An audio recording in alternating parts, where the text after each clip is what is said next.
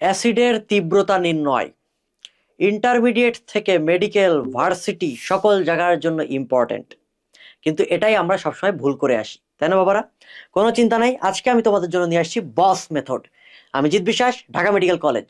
আমরা আজকে কিছু বস টেকনিক শেখাবো, যেটা দিয়ে তুমি সহজেই অ্যাসিডের তীব্রতা অর্থাৎ কোনটি শক্তিশালী অ্যাসিড সেই জিনিসটা আমরা বের করতে পারবো। অলরেডি তোমরা অনেক সূত্র জানো, অনেক কিছু জানো, কিন্তু অনেক কিছুই তোমরা জানো না, এবং এই কারণে তোমরা মারা খেয়ে গাছে উঠে যাও। চলো আমরা শুরু করি। তো ফার্স্ট অফ অল আগে কয়েকটা সিনোনিম দেখি। কোনটি শক্তিশালী অ্যাসিড? প্রশ্ন এইভাবে আসতে পারে, এইভাবে নাও এসে প্রশ্ন অন্যভাবেও আসতে পারে। কিভাবে আসতে পারে? তাহলে এই কোনটি শক্তিশালী অ্যাসিড, এটা সিনোনিমাস কোশ্চেনগুলো কি কি হইতে পারে? কোনটি তীব্র অ্যাসিড, এটা হইতে পারে। কোনটির কে এ বা বিয়োজন ধ্রুবকের মান বেশি, এইটা হইতে পারে। কোনটির পিকে এর মান কম, এইটা হইতে পারে। কোনটির হাইড্রোজেন আয়নের ঘনমাত্রা বেশি, এইটা হইতে পারে। কোনটির পিএইচ এর মান বেশি না, এটা কম হবে। বেশি না, এটা কি হবে? কম হবে, কম হবে, কম হবে একটুখানি। কোনটির পিএইচ এর মান কম? হ্যাঁ, কোনটির পিএইচ এর মান কম। তাহলে এই জিনিসগুলা হচ্ছে আমাদের সিনোনিম। এইগুলা দেখলে বুঝতে পারবো আমরা কোনটি শক্তিশালী অ্যাসিড সেটা জিজ্ঞেস করছে। ঠিক আছে, ওকে চলো এখন আসো আমরা রুল শিখি। লুল, ফার্স্ট অফ অল দেখো এখানে বলা আছে বিয়োজন ধ্রুবক অর্থাৎ কে এর মান যত বাড়বে তত অ্যাসিডের তীব্রতাটাও বাড়বে।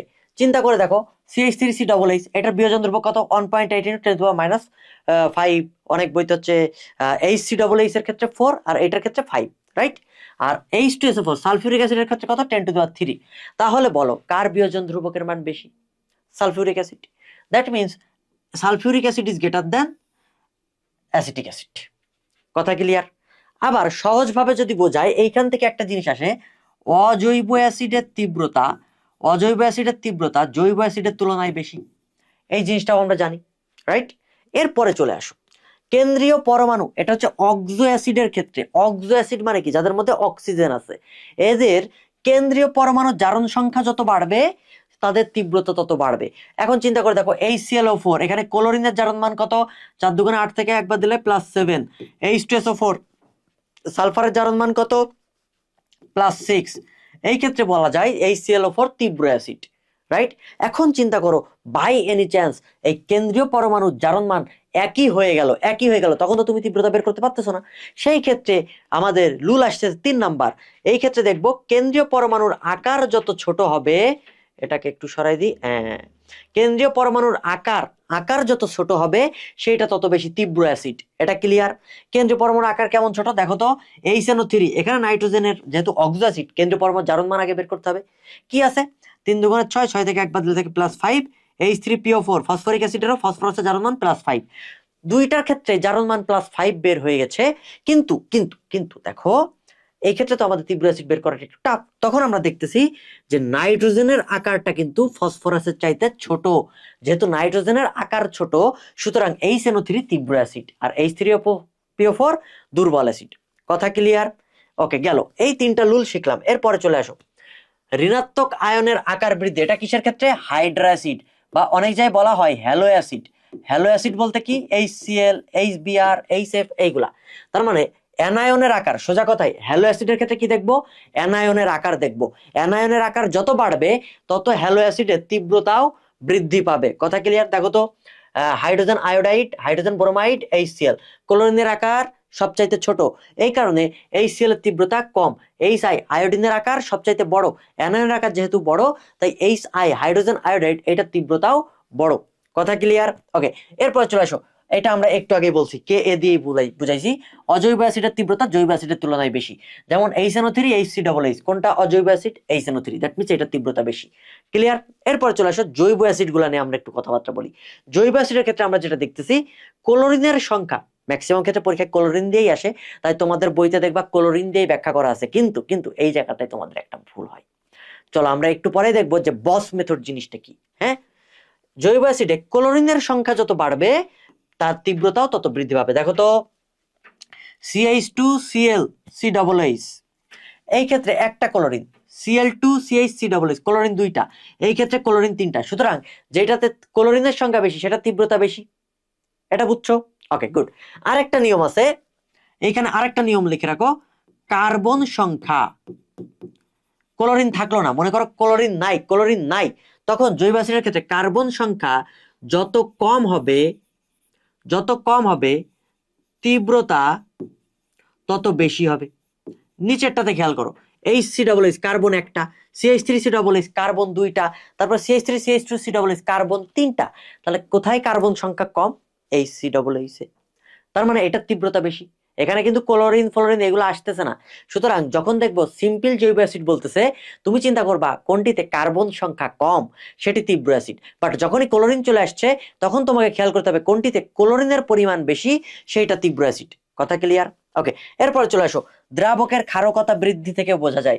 যেমন পানি একটা দ্রাবক, পানিতে যদি তুমি অ্যাসিটিক অ্যাসিড দাও আমরা আইডিয়াই করে ফেলছি এটা একটা দুর্বল অ্যাসিড, রাইট? কিন্তু তুমি যদি অ্যামোনিয়া দ্রবণে অ্যাসিটিক অ্যাসিডকে দিয়ে দাও, অ্যামোনিয়া তো ক্ষার, অ্যামোনিয়া দ্রবণের মধ্যে অ্যাসিটিক অ্যাসিড দিয়ে দিছো, তখন এটা শক্তিশালী অ্যাসিড। সুতরাং দ্রাবকের প্রভাবও কিন্তু অ্যাসিডের শক্তিমাত্রা নির্ণয়ের ক্ষেত্রে কাজ করে, এটা আমরা বুঝলাম। তাহলে এই 7টা লুল, আমি লুল বলি, হ্যাঁ, যারা আমার ক্লাস করছো তারা জানো, একটু তোমাদের সাথে মজা করি আর কি। এই 7টা লুল আমরা জানি এবং ইন্টারমিডিয়েট থেকে পড়ে আসছো, তোমরা জানো না কোনটা জানো? আসো, ফেনলের ক্ষেত্রে এটা হচ্ছে বস লুল, আমার জিৎ বিশ্বাসের লুল, এটা অনেক তোমাদের জন্য আমি একসাথে করে এনেছি। আসো আমরা অ্যাসিডের তীব্রতা, এর পরে আর কোনো সমস্যা থাকবে না, ঠিক আছে? আর তোমাদের যদি আর কোনো টপিকে সমস্যা থাকে বা এটা বুঝতে পারি না বা এটার একটা নেমোনিক্স দেন, বায়োলজি হইতে পারে, ফিজিক্স হইতে পারে, কেমিস্ট্রি হইতে পারে, ম্যাথ হইতে পারে, যা ইচ্ছা তুমি আমাকে জাস্ট এই কমেন্ট সেকশনে জানাবা যে এই টপিকটা বুঝতেছি না, বা তুমি ওই বইয়ের ওই জায়গাটার ছবি তুলে আমাকে দিতে পারো যে এই টপিকটা একটু নেমোনিক দিয়ে মনে করাই দেন, আমি তোমাকে বুঝাই দিব, ঠিক আছে? এটা চলছে বস মেথডের সিরিজ। বস মেথডে কিভাবে তুমি এই জিৎ বসের মেথডে কিভাবে বুঝতে পারো আমি সেটা তোমাদের শেখাচ্ছি, ঠিক আছে? আমি যেভাবে পড়ে আসছি তোমরাও সেভাবে পড়তেছো। এই আসো, ফেনলের ক্ষেত্রে দেখবা মেটা নির্দেশক যেখানে আছে তার তীব্রতা বেশি। ফেনল তো অম্লধর্মী, ফেনল অম্লধর্মী। এখন চিন্তা করো এটা ফেনল, এখানে কি আছে? CH3 কি অর্থপ্যারা নির্দেশক? তুমি অলরেডি জানো, যেহেতু অর্থপ্যারা নির্দেশক, সহজ কথায় এটার বেসিক বোঝার জন্য একটা অর্গানিক কেমিস্ট্রির 2টা ভিডিও দিছি, দেখবা, হ্যাঁ, ভার্সিটোলজি ইউটিউব চ্যানেলেই আছে, 2টা ভিডিও দিছি, ওইটা দেখলেই বুঝতে পারবা। সো বেসিকে যাচ্ছি না, শর্টকাট। যেহেতু অর্থপ্যারা নির্দেশক সুতরাং এর তীব্রতাটা কম। নাইট্রোমূলক আছে, এটা কি মেটা নির্দেশক, তোমরা অলরেডি জানো, যেহেতু এটা মেটা নির্দেশক, ডাবল বন্ড আছে, এখানে ডাবল বন্ড আছে, তাই এটা মেটা নির্দেশক। এই কারণে এই অ্যাসিডের তীব্রতা বেশি। তাহলে কার তীব্রতা বেশি হইলো? মেটা নির্দেশক থাকলে ফেনলের ক্ষেত্রে তার তীব্রতাটা বেশি হয়ে যায়। তুমি খুঁজবা মেটা নির্দেশক আছে কিনা ফেনলে। ফেনলে যদি মেটা নির্দেশক থাকে অর্থপ্যারা নির্দেশকের তুলনায় সেইটার অ্যাসিডের তীব্রতাটা বেশি হয়। ক্লিয়ার? এরপরে চলে আসো, জৈব অ্যাসিডের ক্ষেত্রে আরো 2টা জিনিস তোমাকে খেয়াল করতে হবে। আসো, অধিক তড়িৎ ঋণাত্মক মৌল যদি থাকে, দেখো আমরা এর আগে 2টা লুল শিখে আসছি ক্লোরিন দিয়ে সিম্পল হিসাবে। এইখানে চলে আসো, এইখানে কি আছে? ফ্লোরিন আছে, এইখানে কি আছে? ক্লোরিন আছে, এইখানে কি আছে? ব্রোমিন আছে। এর মধ্যে অধিক তড়িৎ ঋণাত্মক মৌল কোনটা বলো তো? তুমি জানো ফ্লোরিন, এইটার তড়িৎ ঋণাত্মকতা সবচাইতে বেশি, দেন ক্লোরিন, ব্রোমিন, আয়োডিন। তাহলে যেটার তড়িৎ ঋণাত্মকতা বেশি সেই অ্যাসিডের তীব্রতাটা বেশি। এটা জৈব অ্যাসিডের ক্ষেত্রে কিন্তু অন্য কোথাও ঘোলানো যাবে না, এই কারণে আলাদাভাবে নিয়ে আসছি। ওই 7টা লুলের মধ্যেও নাই। এই পাশে যে আমি তোমাকে 3-4টা রুল শেখাচ্ছি এটা বস লুল, ওকে? এটা তুমি কোথাও পাবা না। আসো, তাহলে ফ্লোরিনের তড়িৎ ঋণাত্মকতা বেশি সুতরাং এটা তীব্রতা বেশি, তারপরে এইটার, তারপরে এই যে। ক্লিয়ার?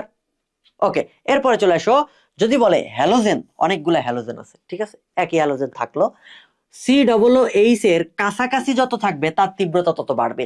এটা মানে হাই COOH কার্বক্সিলিক গ্রুপ, যেটা অ্যাসিড গ্রুপ, এর কাছাকাছি যদি হ্যালোজেন মূলকটা থাকে তার তীব্রতা বেশি। একটু খেয়াল করে দেখো, CF3 CH2 COOH এটা একটা অ্যাসিড, CH3 CF2 COOH কোনটার তীব্রতা বেশি?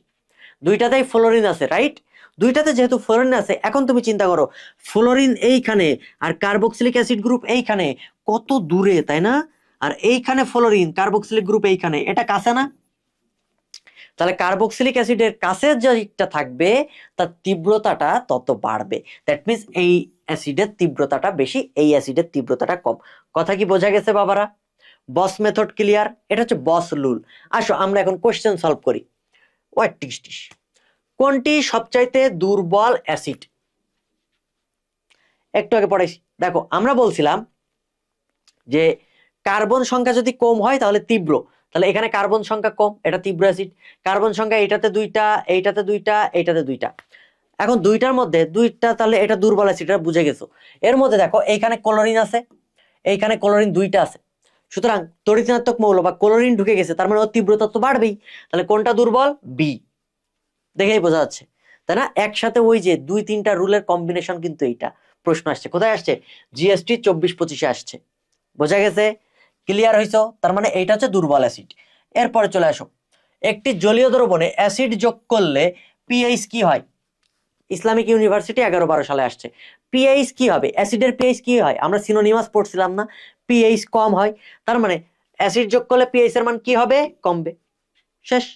ঠিক আছে, এরপরে চলে আসো, অ্যাসিডের সবলতার ক্ষেত্রে কোনটি সঠিক? এইটার আনসার তুমি আমাকে দিবা কমেন্ট সেকশনে, তাহলে বুঝতে পারবো যে তুমি আসলেই টেকনিকটা ধরতে পারছো। এই ক্ষেত্রে আমাদের যেই মানটা লাগবে, কে এর মানটা বোঝা লাগবে। ঠিক আছে, এরপরে চলে আসো, এইটা তাহলে তুমি কমেন্টে জানাবা যে 3 নম্বর প্রশ্নের উত্তর এত। ওকে, এইটার প্রশ্নের উত্তর তোমরা আমাকে জানাবা। এরপরে চলে আসো, নিচের কোন হ্যালো অ্যাসিডের অম্লত্ব বেশি? অলরেডি আমরা বলছি হ্যালো অ্যাসিডের ক্ষেত্রে কি দেখি? অ্যানায়নের আকার বা ঋণাত্মক আয়নের আকার। তাহলে নেগেটিভ আয়নের আকার কার বড়? হাইড্রোজেন আয়োডাইডের বড়, তার মানে HI। আয়োডিনের আকার বড়, তাই HI এর অম্লত্ব সবচাইতে বেশি। ক্লিয়ার? দেখছো কোথায় আসছে? এগুলো সবই আসবে এবং তুমি পারবা। এই দেখো অ্যাসিডের তীব্রতা শিখে গেলাম না? এরপরে চলে আসো, অক্সো অ্যাসিড সমূহের মধ্যে নিম্নের কোনটি দ্বিতীয় সর্বোচ্চ শক্তিশালী অ্যাসিড? বলে দিচ্ছে সেকেন্ড, দ্বিতীয় সর্বোচ্চ। দ্বিতীয় সর্বোচ্চ তার মানে সবচেয়ে শক্তিশালী কে?